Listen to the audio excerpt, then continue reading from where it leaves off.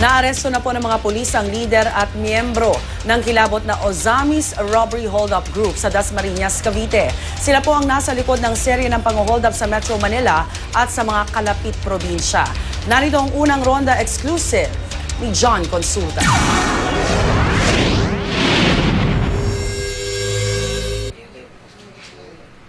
Mula sa sunod-sunod na armed robbery ng malalaking establishmento simula noong taong 2007 hanggang ngayon 2013, naging walang patawad ang kilabot na grupong Ozamis Robbery Hold-Up Group sa kanilang operasyon sa Metro Manila at karatig na probinsya sa pangunguna ng kanilang leader na si Ricky Cadavero na minsan nang nahuli ng SPD pero nakatakas sa bilibid.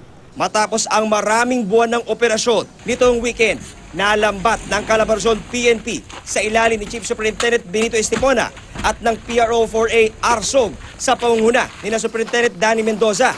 Ang leader ng Ozamis Group na si Ricky Cadavero alias Kambal at si Wilfredo Nongalinga alias Kulot sa Dasmariñas, Cavite.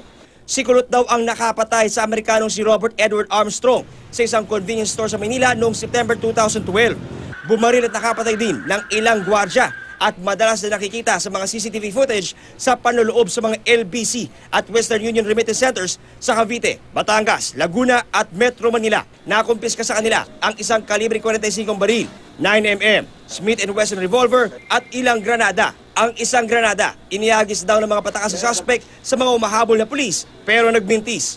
Sa eksklusibong panayam ng GMA News kay Cadavero, inamin niyang may mga tumulong sa kanyang pagtakas noong nakaraang taon. Nakakatawag. Sa loob, sir, may cellphone ka, ano. Alam naman natin sir, may paraan diba? Walang imposible. Kasi may pambayad ka lang. Di naman itinanggi ng dalawang suspect ang partisipasyon nila sa mga inaakusang krimen sa kanila. Ayusin ko ang problema ko. Hindi maayos pag walang pera. Hanap ako ng pera, wala naman akong mahirap lang yung buhay namin. Pasalamat rin ako sa Panginoon na binigyan pa ako ng haba ng buhay. Salamatan mo? Salamat din ako sa Panginoon kay Colonel Mendoza. Binigyan niya pa ako ng pagkakataon na mabuhay dito sa mundo. Yung business na nakunan ko sa LBC, ako talaga yun. Bakit mo siya nagagawa ba talaga yan? Sa hirap ng buhay.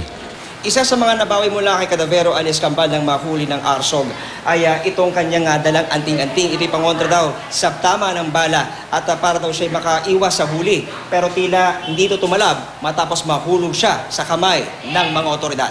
Ikinatuwa naman ng VACC ang pagkakaaresto sa dalawa. Malaking tagumpay ito, no, sa mga biktima ng mga Ozamis robbery group. No? Alam naman natin ito yung number one notorious syndicate. Now, good job, no? They deserve a spot promotion sa pagkahuli nito ng grupo na to.